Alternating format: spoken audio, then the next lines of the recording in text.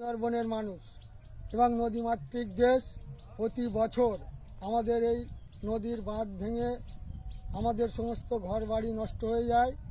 কেন্দ্র এবং রাজ্য উভয় সরকারের কোনো হেলদোল নেই এই সুন্দরবনের মানুষের প্রতি।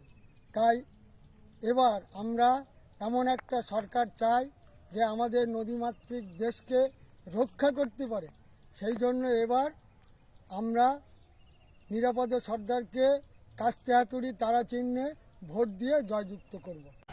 এই যে বর্তমান যে তৃণমূল সরকার এবং কেন্দ্রের বিজেপি সরকার আমাদের জিনিসপত্রের দ্রব্যমূল্য যেভাবে বাড়িয়ে দিয়েছে, যেভাবে এই নির্বাচনের সময় বন্ডের টাকা নিচ্ছে বিজেপি এবং তৃণমূল, তাতে সমস্ত জিনিসপত্রের দাম বেড়ে যাচ্ছে। আমরা জিনিসপত্র আর বাজারে গিয়ে কিনতে পাচ্ছি না, আমাদের ক্রয় ক্ষমতা নাগালের বাইরে চলে গেছে।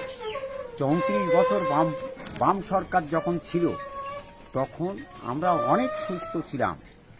আমি এবারে পুনরায় এই সিপিএমের প্রার্থী কমরেড নিরাপদ সর্দারকে আমি কাস্তে হাতুড়ি তারা চিহ্নে ভোট দেব এবং আমার ফ্যামিলির লোক সবাই ভোট দেবে।